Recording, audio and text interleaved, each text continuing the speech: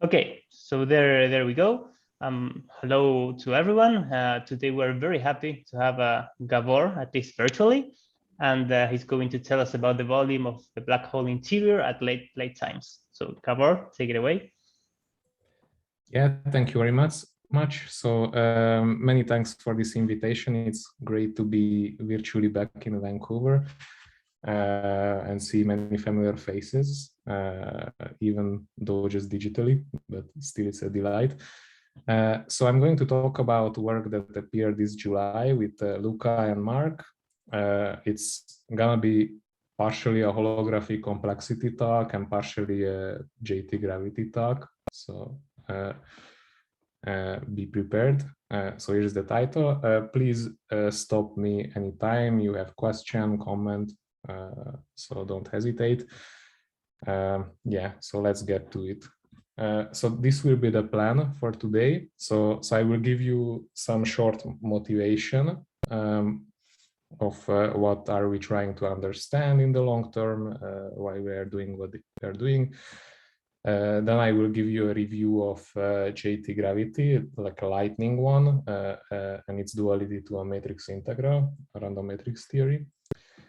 And then in the third last part, I will tell you about our results in this framework, and I will give lots of outlook and questions and so on. Okay, so let's start with the motivation. So the motivation is the following. If you take a black hole, let's put it in ADS because we like that. And we want to understand the interior. And one particularly puzzling aspect of the interior is its growth. So here's the black hole interior. And if you, for instance, start to scan this with maximal volume Cauchy slices that are anchored at some boundary time, and you move that forward, then there's this famous linear growth of this interior. So in some sense, this space-time here is not existent here, and then it starts to expand, and it's in a way an expanding cosmology. So it would be important to understand what is the microscopic origin of this space being created here. Okay, so in ADS CFT, we might hope to have a microscopic understanding of this because we know this black hole space-time very well is dual to a certain entangled state, the thermophile double state, in two copies of the CFT. And if you want to do time evolution on this is not an eigenstate of this Hamiltonian of decoupled evolution on both sides. So it's going to be some property of this time evolution over this state. Okay, so what property could it be? There are a bunch of naive guesses, of course. You could look at correlation functions of some simple operators in this state, but these are famously not going to do because these type of objects are thermalizing in some thermal time, so they will reach some constant value. Another guess could be entanglement entropy, but this is also something that thermalizes in similar times, as famously studied by Hartmann and Madas. You know. Okay. So what's the problem with this? The problem is that perturbative corrections in G Newton are unlikely to terminate this growth of the volume because there's a large semi-classical space-time being created. So ideally, we would want to look for a quantity that keeps growing and is not thermalizing for times that are non-perturbatively long in G Newton. So this is this type of times. So what could this be? So there's a famous candidate proposed by Susskind and collaborators, which would be some sort of complexity of the quantum state. So let me just quickly review what do we roughly mean by this. So we only mean roughly something about this because we cannot really mean precisely anything yet about this. But the rough meaning is that to sort of quantify like how many simple operations you need to apply on a reference state to get to a target state. So for instance, if you have k qubits like this, and your elementary operations are 2 qubit gates, then you would start to apply these layers of 2-qubit states until you get to some target state. And then you want to count the number of gates you needed to use for this. And if you find your optimal circuit, and then the size of that is what we would call complexity of a state. Okay, so why is this a good candidate for the volume? So let's quickly review that. So first comment that I just want to make in passing is that this is like a totally ambiguous thing. It depends on what's your reference state, what's your gate set, so on, and a lot of things. But there's certain behaviors of it, scaling behaviors that are expected to be universal. And the comment is that the way we measure the size of the interior is also like an ambiguous thing, but we want to capture some universal aspects. Okay, so why do we get the right time dependence? So this will be a sketch of an argument by Susskind, Brown, and Zhao. So here's our target state. It's the time-evolved thermofield state. So we can think about this time evolution operator itself as a quantum circuit. So this is one way of thinking about it as a quantum circuit. You kind of think about it as a product of capital N operators of very small time steps. And this Hamiltonian here is an integral of local operators with potential derivatives. So it's really like a layer of 2-qubit gates. That's how we think about it. So this is one layer of this circuit. And because of this circuit has depth n. So the number of gates in it is like roughly the number of degrees of freedom times the time. So it's like entropy times time. Okay, so this is one circuit that prepares the state. It's not necessarily the optimal one, but it's one. Okay, so what could happen at later times? So if we wait for long enough, this circuit gets very, very long. And at some point, we expect to have a shortcut so that the complexity doesn't grow like this linear growth anymore. So what's the latest that we can get a shortcut? So here's a rough argument. So you should first count all the possible states of k qubits. So k qubits are basically projective space of formed from a Hilbert space of dimension 2 to the k. So how many k qubit states you have, you introduce some kind of tolerance and discretize this space. So it's going to be proportional to the volume of this space. So the volume of Cp 2 to the k minus 1 for large k scales in this doubly exponential manner in k. Okay. On the other hand, if you write down all the possible circuits of a given depth, how many of those you have the number of your elementary gates, and you raise it to the power how many gates you have, which is the width times the length of the circuit. Okay, so once you have large enough length for the circuit that you have as many quantum circuits, as many states you have in total, then you can expect that that you can reach every state basically in the Hilbert space by a quantum circuit of that length.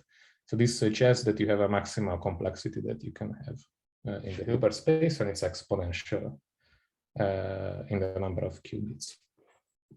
Okay, so essentially, if you assume that there's no shortcut before, and you just have the linear growth, then this tells you that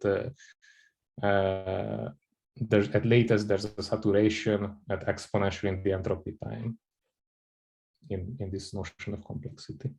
Okay, so here's what I said summarized so far, is that in chaotic systems, when we imagine there are no shortcuts, there's a conjectured dependence, time dependence for complexity, and what it grows linearly first, and it until it reaches maximal complexity, which is exponential in the entropy, and then it saturates.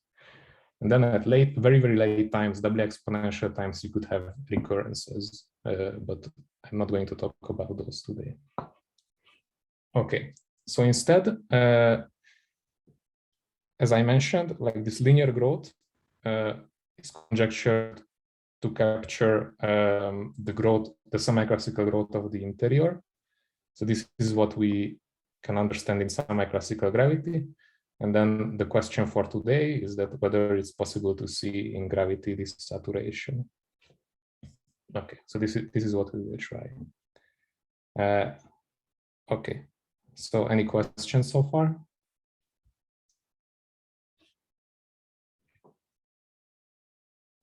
Great.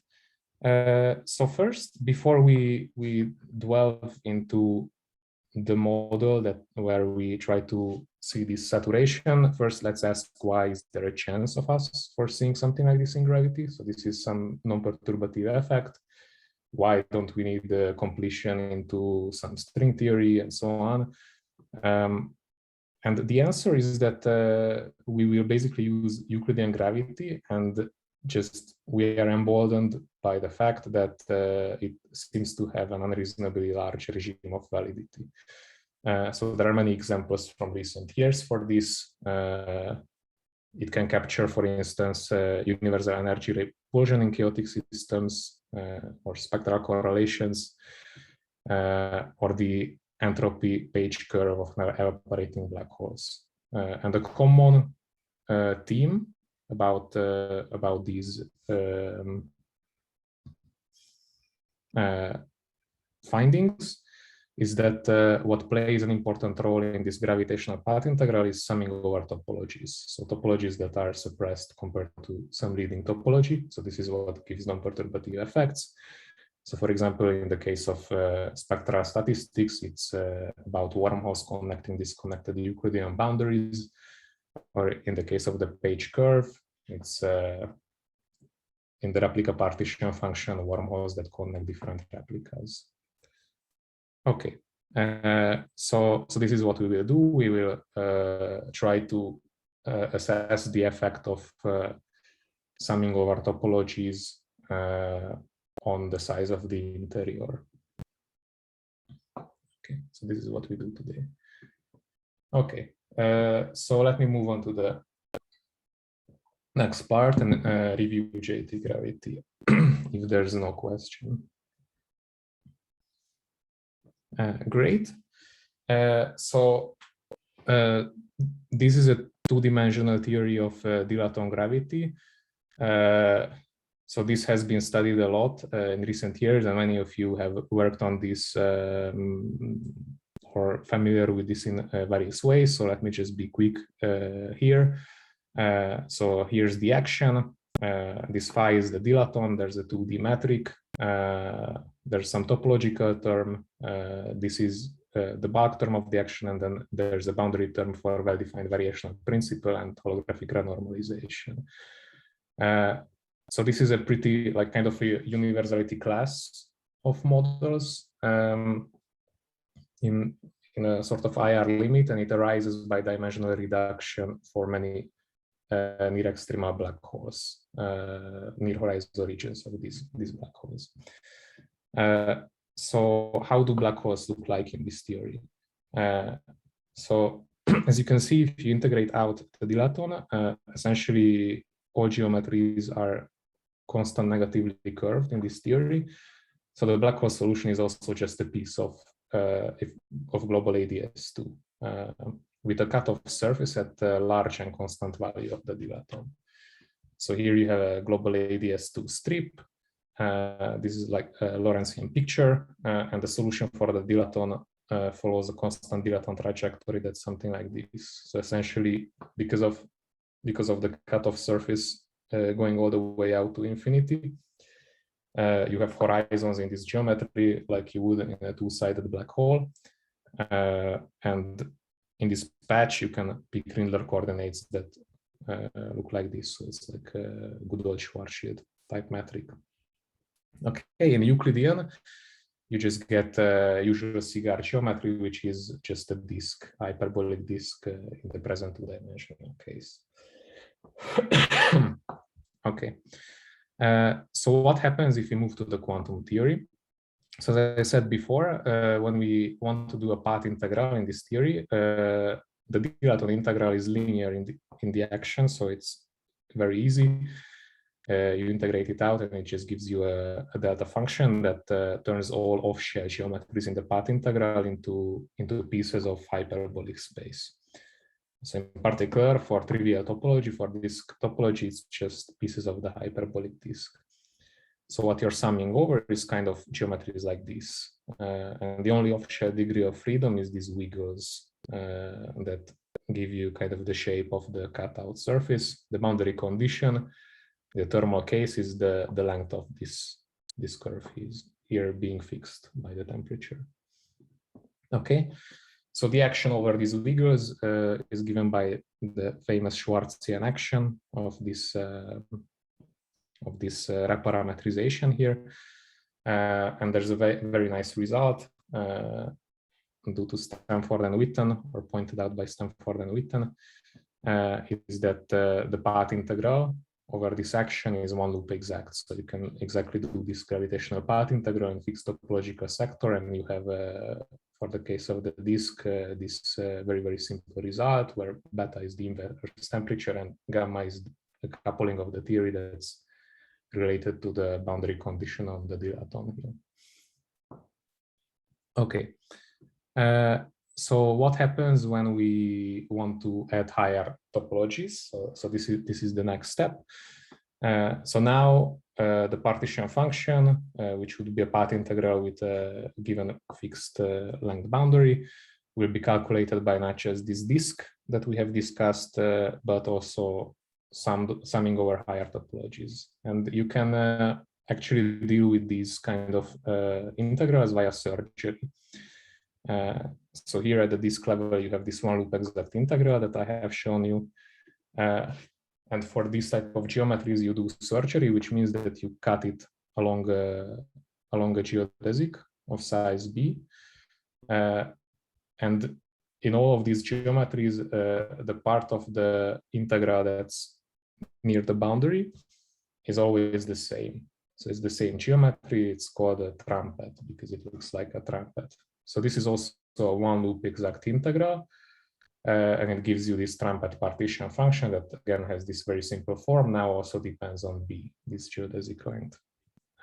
And then you need to integrate this against the result of the path integral over what you add here, which is a bordered Riemann surface. So you essentially get moduli space of a bordered Riemann surface of a given genus. So this is what is here, is the volume of the moduli space. Okay, so you have this nice formula, and it works similarly if you add n boundaries, but then you have a moduli space with n geodesic boundaries. And these beasts, they satisfy a recursion relation shown by Mirzakhani, which is in turn related to a genus expansion in matrix integrals. So this is a nice story that has been uncovered for us by Sachenko and Stanford in the context of JT gravity. And essentially the upshot is that you can reinterpret this genus expansion for the partition function as a matrix integral in which you integrate over a random matrix of a regular partition function, which is trace of e to the minus beta h. Okay.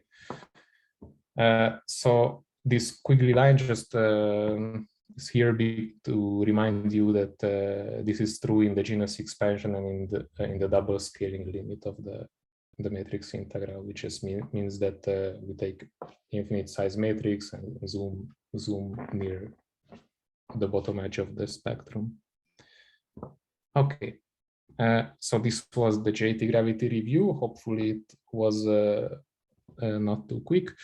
So now I will move on to describe what we have found. Any questions at this point?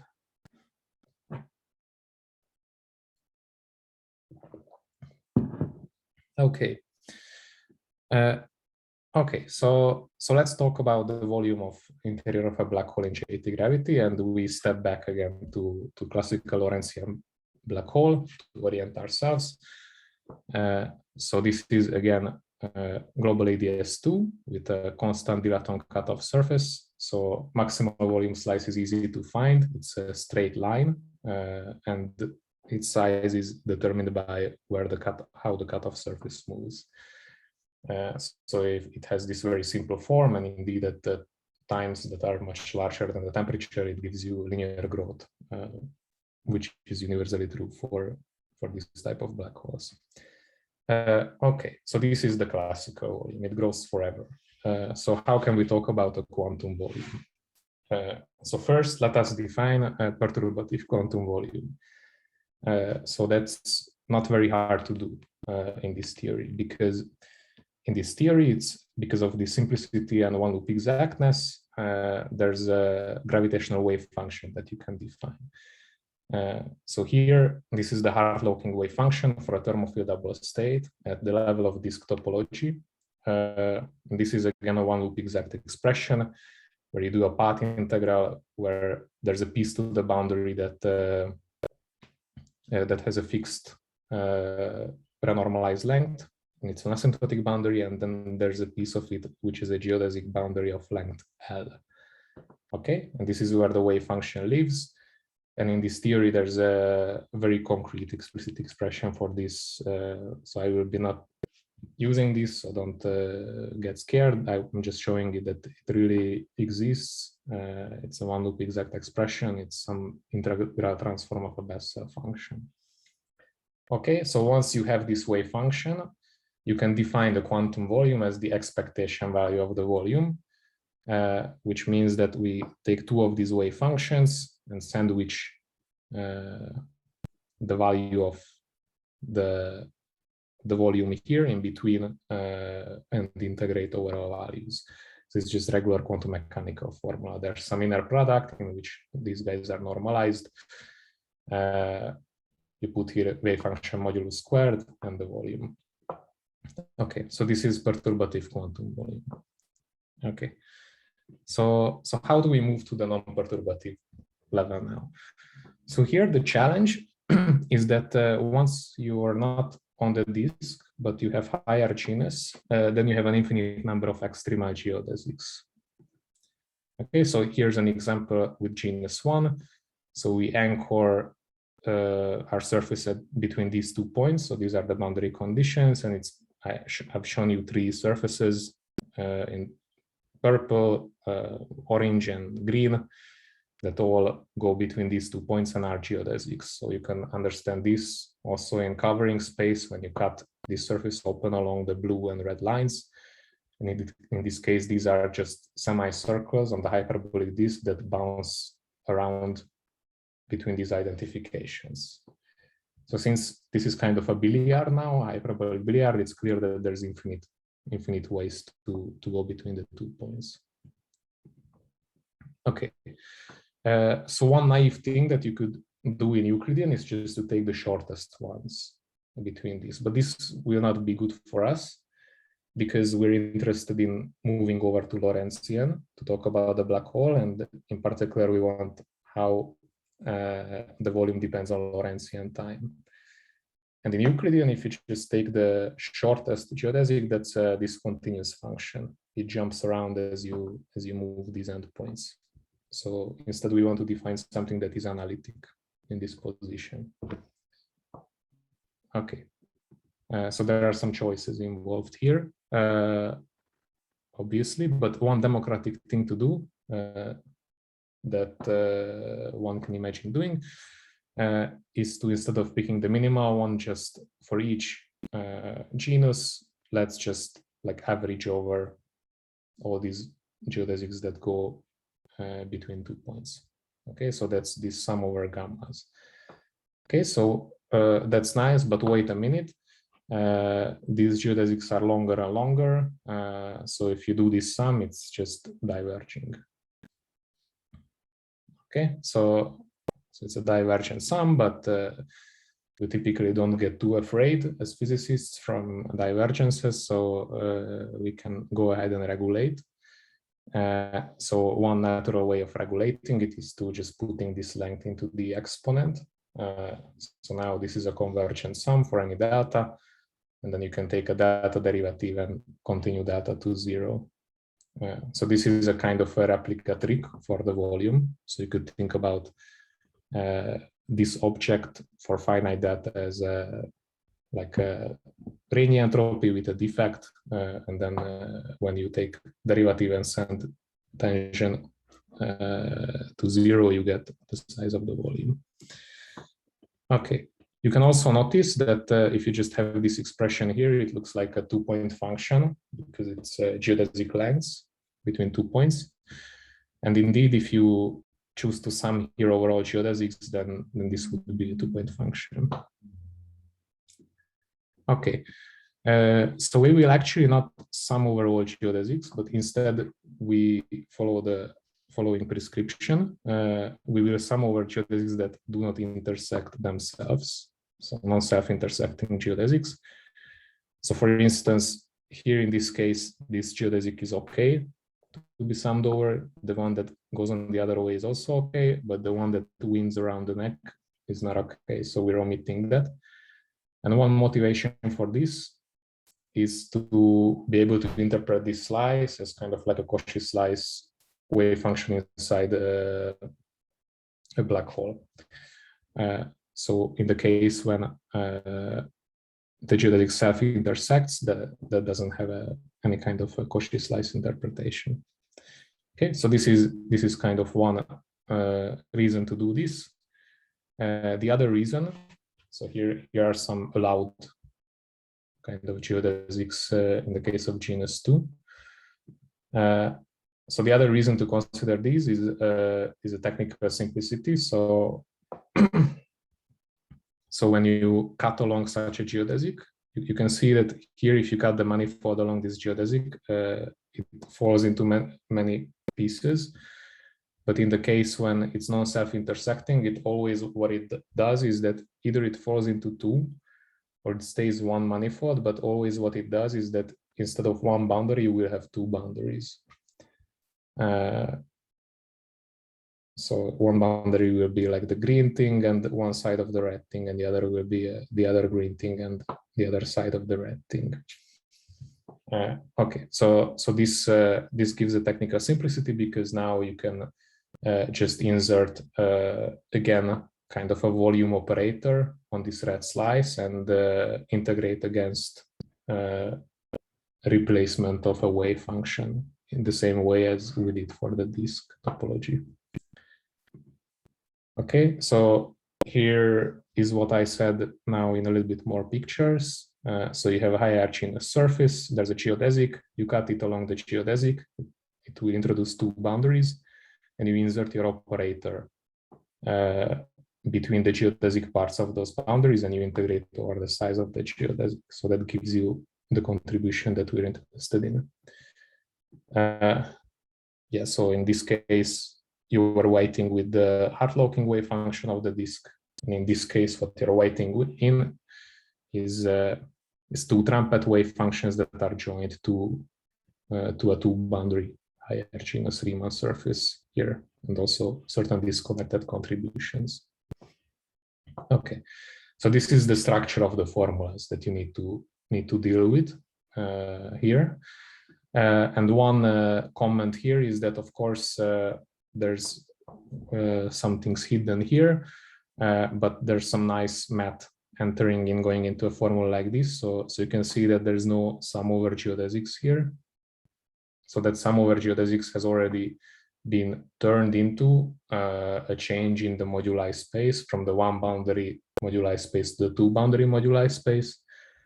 And this kind of identity of trading a sum over geodesics into an extension in the moduli space is essentially what underlines the recursion relation for the moduli space volumes. Okay, very good. So this is the structure of the answer, and now you can go ahead and turn the crank and express it in terms of matrix model variables following Sachenk and Stanford. So this is the type of formula you get. So you get so here's where the genus expansion is hidden. in a spectral density 2-point function. So this is now a random matrix spectral density 2-point function in JT gravity. And the answer has the structure of a double integral. You have this double integral because there are two boundaries after you cut along a geodesic. And you get a particular type of kernel here. So it has this type of elementary form. And the important part of this kernel is that when the energies are nearby, it behaves like a kind of singularity, a quadratic singularity. So this is what having the volume inserted gives you. Okay, so now we can analyze how this quantity behaves.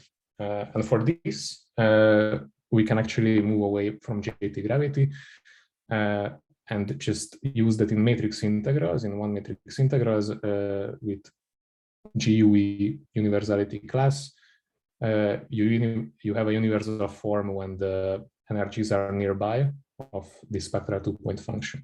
So at late times, it's clear that you care about the energies being nearby because that's what couples to the time, the energy difference. Okay, so this is the famous form of how these spectral 2-point functions look like. So there's a factorized form, which is just shape of the spectrum twice. So in the gravitational interpretation, this comes from two disconnected disk topologies. There's a compact term here. So this gives us a divergence because of this, when it meets with the singularity, that's a big infinity. So that's what we used this regulator delta for. So this delta regulates this divergence, but the important point of this divergence is that it's time independent. So if you were to study, let's say, the time derivative of the volume, that would be finite and this divergence would not be present. Okay, and the third term is the most interesting one.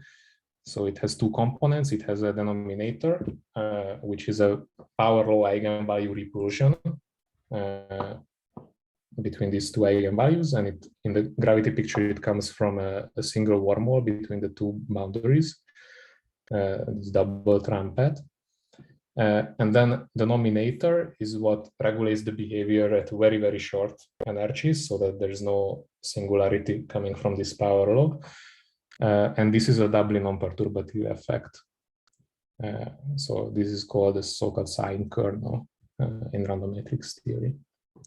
Okay, so now you have an explicit formula here, so you can just evaluate this integral for the volume and you get this. So this is the type of curve you get. So here I scaled out this extremal entropy parameter of JT gravity, both from the volume and from time. So you get this kind of scaling curve. So this is numerical evaluation of the integral, and you can analyze various asymptotics. So here at early time you match to the classical linear growth, and at late times you get a certain type of saturation to an exponentially large value. Okay, so this is what comes out, and we can be sort of happy about it if we believe in holographic complexity proposals, because as I reviewed at the beginning of the talk, this is very similar to how complexity is expected to behave. Okay, so this was the main result, and now I want to close with a couple of comments because there's many interesting open questions and comments to be made about this formula. Yeah, so let me go on. So first comment, there is this other quantity that people like to study in random matrix theory and also in the context of black hole information problem called the spectral form factor. So this is essentially an analytically continued partition function, absolute value square, and you continue temperature to kind of Lorentzian times. And in a random matrix, you take a random matrix average for it. So the way it looks like is very, very similar. So if you have seen this quantity before, then you might have said, when I showed you the volume formula, that aha, this looks a lot like the spectral form factor, and indeed, it has the same expression, except that for the spectral form factor, you don't have this kernel that further pulls the eigenvalues together. So remember, this guy had this 1 over e1 minus e2 to the square type behavior, so it likes to further pull eigenvalues together. Okay. So how do these two quantities behave? So for the spectral form factor, you have a kind of initial decay that goes into a dip, and then this is log-log plot. So for a very long time, it grows linearly and then saturates. For the volume, we have seen that this is the behavior that we get. So where are these behaviors coming from in the spectral correlator? So the disconnected piece, which is the classical contribution, it gives you this decay forever in the spectral form factor, while it gives you this growth forever with linear slope in the case of the volume. Okay, so that's already a bit different. But then the main difference is that this sine kernel piece gives you this entire growth plus the saturation in the case of the form factor. So the reason this saturation happens here is actually a cancellation between this wormhole contribution and the non-perturbative effects in the denominator.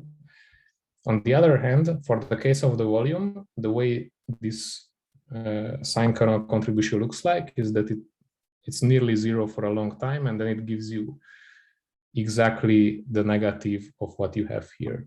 So the exact cancellation that happens in this case is between the total contribution of the sine kernel and the classical contribution. So this is a kind of, for us, unexpected new cancellation in the random matrix theory between these two terms. Okay. Gabor? Yep. Yeah, so a question. So in the spectral form factor, you can see that the ramp is generated by the disconnected, the connected wormhole contribution, right? That is inside the sine kernel. Yes. It seems that there is no phase, no time scale in the volume calculation in which that same wormhole contribution is dominating the behavior of the volume. That's right. Mm-hmm.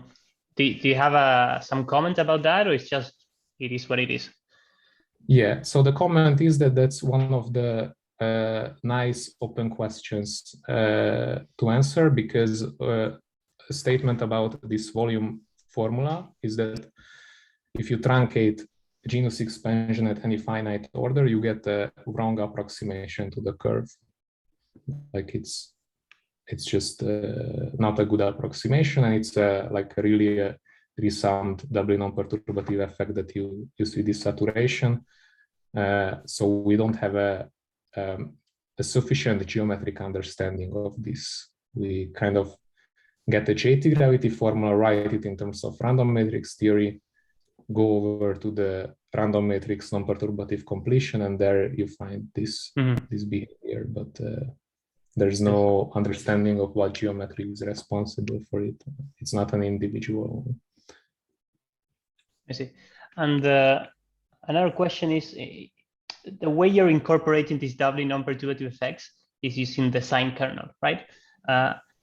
But for instance, if you in Triple S paper, one thing they show, one of the things that you can do is use the Airy model in order to derive an analogous formula, like the sine kernel they have over there. But I think that it holds for energies that are not particularly away from each other. Yes. Right? Have you tried using that kernel and seeing what happens? Do you expect that you will get the same result or not? Yeah, at late times, you should get the same result, because late times is when you're in a kind of scaled regime where the eigenvalues are very nearby. So the effects of kind of non-universal behavior when the eigenvalues are further separated, that can affect a little bit maybe the early time physics, but in that case, this is the dominant physics anyways. But at very late times where the saturation happens, it's the regime where you have random matrix universality. So just the symmetry class determines the spectral correlations. I see. Great, thanks. Sure. Can I ask a question about that? Is there something that happening in the volume when you transition from the ramp to the plateau in the spectral form factor?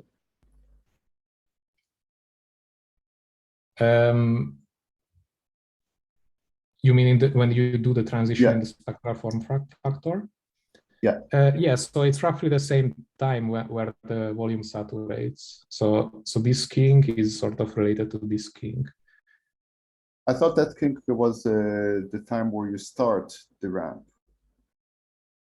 No, or this kink is where you transition to the plateau here, right? So yeah, here, no, yeah. So yeah, I think if I understand correctly, when you start having the connected part of the spectral form factor that gives you the ramp, that's the point of saturation of the volume, right? Did I get that?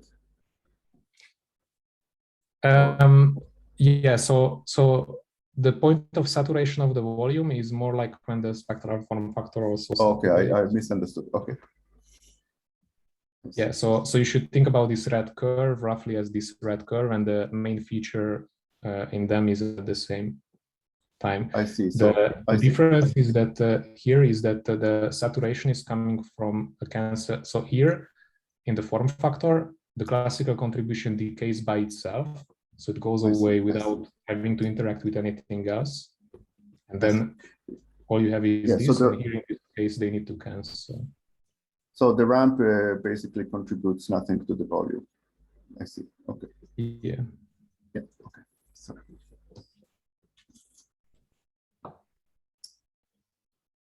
Okay. Thanks. Any other question? Okay. Okay, so let me make comments about the noise. So I haven't been too specific about all this story of, you know, whether gravity is dual to an ensemble or a single quantum system and so on. But in the case of JT gravity, we know it's dual to an ensemble. So you might ask that what we have calculated, it's some average in the ensemble. So how does it change from individual members of the ensemble? So you could imagine calculating this beast, the square of the volume expectation value, averaged to quantify the noise. In order to do this, now you have two boundaries, or you need two boundaries. So we have two copies, and we insert the volume in both cases. So you need to cut along these kind of geometries. And when you cut along the red curve, you can see that, you know, in the case of the volume, we had one we're and we were cutting and we're resulting in two boundaries. Here, when we cut along two curves, we introduce 4 boundaries instead of 2. So because of this, this will be a quantity. When you kind of grind it over to a random matrix quantity, it will depend on 4-point function of spectral density. Okay, so you turn the crank and you find a kind of surprising result. The result is that the variance of the volume, so this quantity here is going like square root of t for very large times. So this is partially good news, partially bad news. It's good news because for a lot of this volume plateau, you don't have a big noise. So first of all, the growth is always the same, so there's no variance here, and also the beginning part of the plateau, there's not a lot of noise, simply because the signal to noise ratio is suppressed into the minus s naught, as long as t scales like e to the s naught. But once you reach times e to the 2 s naught, this signal to noise ratio becomes order 1, and this indicates that noise starts to build up here. Okay, so comments about this. First of all, for complexity, you would not expect this. For complexity, you would expect the noise to not change on the complexity plateau. So this is a bit weird. The other comment is that the way we need to calculate this, we cannot really just like kind of factorize the row 4-point function into weak contractions because of all these kernels that the volume introduces. So it suggests that the noise that you get is highly non-Gaussian. And this is very much opposed to how it works for the spectral form factor. And the last comment is that we made a prescription for a calculation, and that prescription involved not just that we don't include the non-self-intersecting geodesics, which is consistent with our definition of the volume, but we are also banning these guys when, so here now there's a pair of geodesics and we're only summing over cases where they do not intersect each other. So this is a choice. It's a technical simplification in our case, but you could imagine if you're powerful enough and do this, then it could fix the result at very late times or just change it to something else. Okay. So last comment is about the formula in terms of spectral density 2-point function for the volume. So an important comment about this formula is that as written, it makes sense for any matrix integral. And actually, you can just derive it for more general dilaton potential using techniques in these papers. And you get the same formula. So the formula doesn't change. It's just the spectral density 2-point function that changes as the matrix model changes. So because of this, it makes sense to just take this quantity seriously and start to study it. So this is what roughly how the volume formula looked like. And now I have written it not in a random matrix, but for a single spectrum member of the ensemble, and we just call it this spectral complexity. Okay. So one thing I'm going to tell you about this quantity now is that it has an interpretation as an effective dimension. So what does this mean? So basically it roughly quantifies if you start to take all your thermofield double states, you form a set and you ask like how much of the Hilbert space that spans. So it's an effective dimension for that. Okay, up to some time here. Okay, so this is what I said. So what does the effective dimension mean? So it means the following. We define this density matrix. So this is now a mixed state where we sort of add the projectors that are not orthogonal across times to time evolved thermofield double states. So here's a density matrix that does this. And it's clear that this is roughly like a generator of this space that we're interested in. In particular, we would want the rank of this matrix. And if it was a projector to some d-dimensional subspace, it would be of this form. And in that case, the second range of it would give you the inverse of the dimension of the subspace. Okay. In general, you have instead an inequality. So a lower bound for the rank is given by this inverse range entropy. So let me just call this an effective dimension. So the following is true, is that this simple quantity, spectral complexity, can be related to this effective dimension for this density matrix here. So you have this kind of simple relation. So here, this is spectral complexity. And this is something that follows a very similar curve to the spectral complexity itself, even though they are not just proportional to each other, but it's some nonlinear function. So if you have some C of t curve that looks like this, linear growth saturation, then you will have a df that also has linear growth plus saturation, where it could have like a different type of slope. It's clear that it has to have because this is a dimensionless quantity now.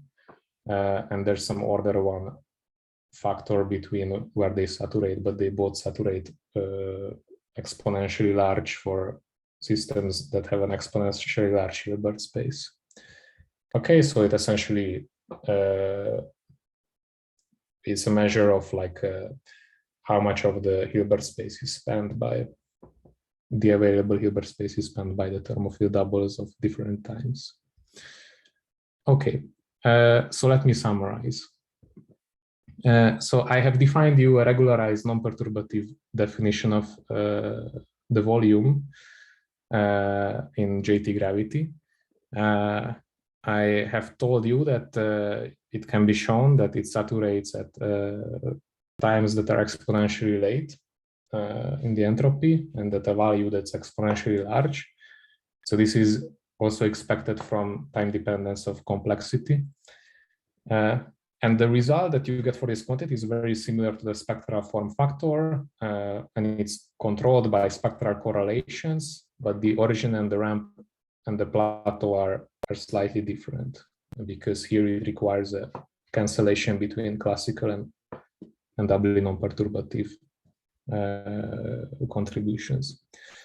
Okay, so there are several confusing and interesting questions to ask.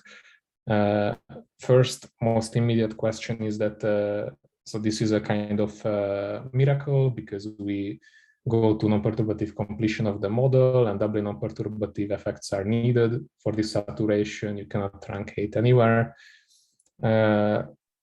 So how do you understand this geometrically? What's the gravity understanding of this saturation? Okay, next question. Can spectral complexity match some definition of complexity? So it's very hard for it to do for various reasons. But it's an interesting question because this is what holographic complexity is in 2 dimensions.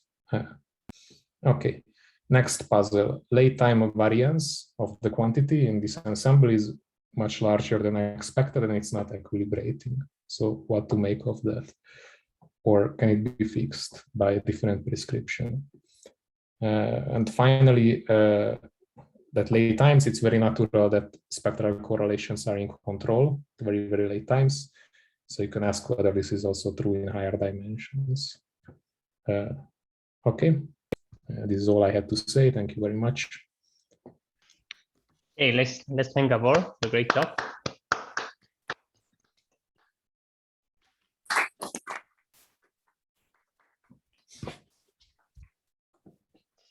Questions? Yeah, actually, I have a question. Can you hear me? It's on Yeah. a bit of like a subpar microphone right now. But if we go back to pretty early in the talk, when like you gave this kind of this like heuristic argument from like some of the early complexity papers that where you took like the time evolution generated by the Hamiltonian and just wrote it as this like limit as n goes to infinity. Let's see. Yeah, here we go. This? Yeah. Okay. So just this discretization of the Hamiltonian. So, okay, so of course, like this, like for absolutely any Hamiltonian, like this won't produce this linear growth of complexity for like a super long time. But are like just at the level of quantum mechanics of like finite-dimensional systems, like, are there known necessary conditions, like sufficient conditions where like Hamiltonian evolution will generate this linear growth of complexity for a long time? So is the question whether it can generate the linear growth or whether it can generate it for a long time? For a long time. Like, are there conditions known on like, what Hamiltonians will do this given some gate set? Yeah, so you have an excellent colleague at UBC who can tell you about this, Arjun. So they had a bunch of papers investigating this. So there are some necessary conditions, but there's no like necessary and sufficient condition available. And this is in the framework of more like time evolution operator complexity, which is a little bit simpler in Nielsen perspective than state complexity, but you would expect them to have sort of similar behaviors.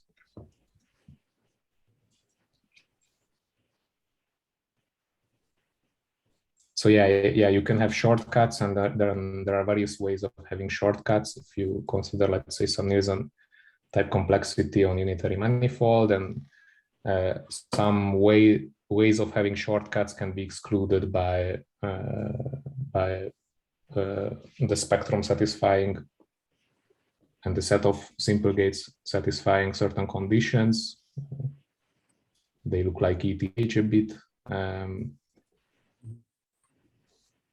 but there are other failure methods or channels as well. So I don't think there's also like some other results, I guess, in the case of more like maybe some random circuits by Jens Eisert and collaborators. So I think they also have some things that they can say about long linear growth in certain cases.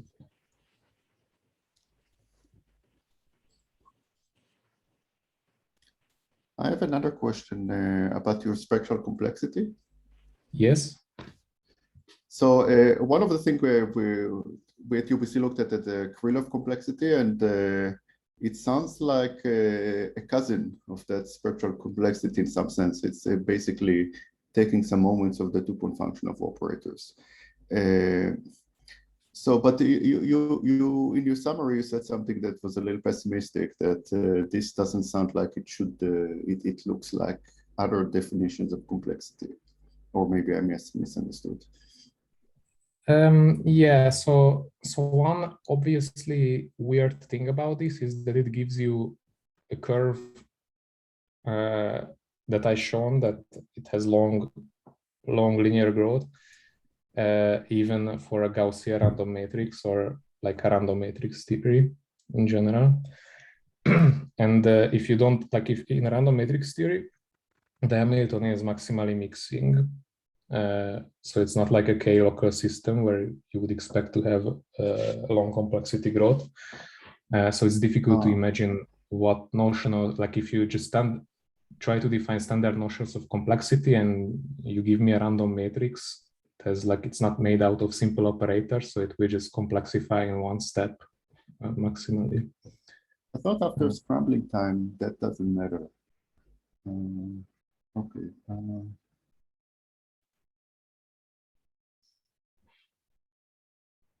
Okay. Yeah, maybe, so in the Krylov complexity, actually my collaborators can help me here, but in the Krylov complexity, the continued growth of complexity is maybe related to the fact that you have to choose a simple operators to define it. In the end, it doesn't matter which simple operators, but you do have to start with some simple operator to let it, yeah. So after in a it's random matrix, there is no such thing, right? Yeah. If you just have spectral information, then maybe you have to look a little bit harder. Okay. Yeah. I mean, the way it works in Krylov space, in a sense, you just need an operator to probe kind of off-diagonal matrix element, but in the end, so you know, there is a qualitative difference if you took the operator 1 or you take any operator that has off-diagonal matrix element, and then but then the precise details of the operators end up not mattering. Okay, so maybe that's yeah. Okay, so basically, if I understand it correctly, the issue is that you only have spectral information here. Yeah, so I think that's a kind of important issue in this quantity. But yeah, so I mean, of course, yeah, I haven't thought about matching with Kirillov complexity, but that's even more maybe hard because that tends to be not really sensitive to the coupling. And this is a somewhat less universal quantity. I mean, we have a calculation of field of complexity in the JT model that has similar features. So in some sense, it must be somehow related. But there are some subtleties in this calculation, in particular, if you want to see the saturation. I think there are some subtleties you have to think about. Otherwise, it just grows forever. Right.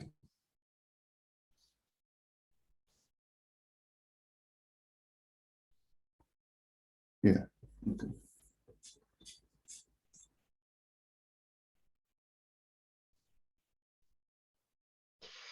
I have another question.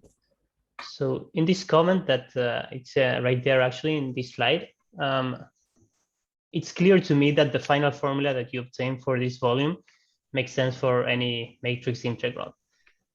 What I'm perhaps a little bit confused about is that, for instance, in these models studied by Maxfield, Turiac, and Witten, the way in which they add the deformations is by including defects into the surfaces, right?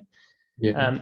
Is it clear, or maybe is it obvious that those defects do not spoil the behavior of the geodesics that you're working with? I mean, the way in which you derive this final equation.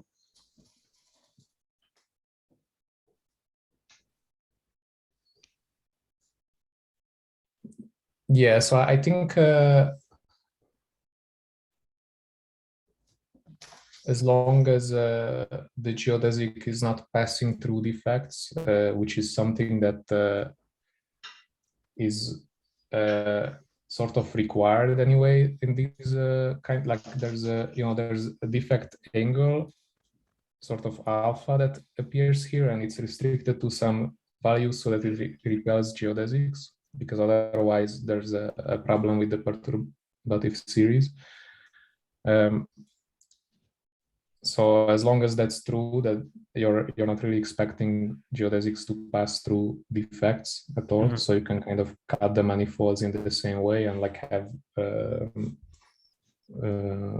arbitrary number of defects on either sides of the geodesic, and it's just like these moduli, like you just replace these moduli spaces that we have after cutting with the ones with the defects. And I see. Yeah, that's a good point.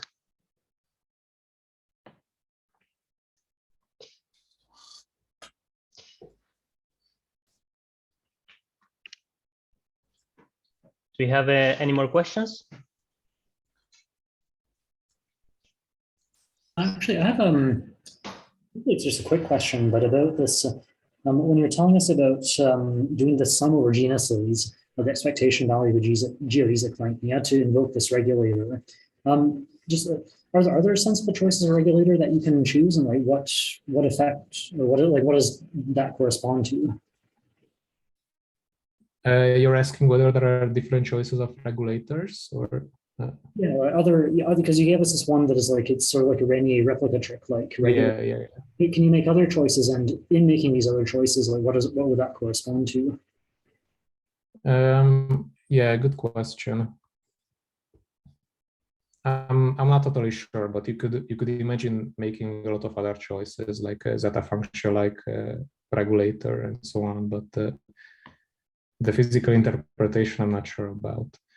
The finite piece, I'm fairly sure that the finite piece is universal, because the divergence is time independent. So you can always just sort of take the time derivative of this quantity, and it's supposed to be finite. But I'm not sure what is the interpretation of different type of regulator. It's an interesting question. Yeah.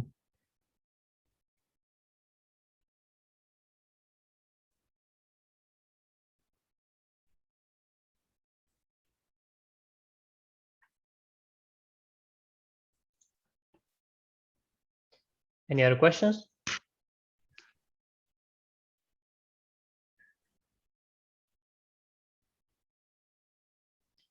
Okay, let's thank Gabor one more time. Yeah. Thanks a lot. Thank you, Gabor.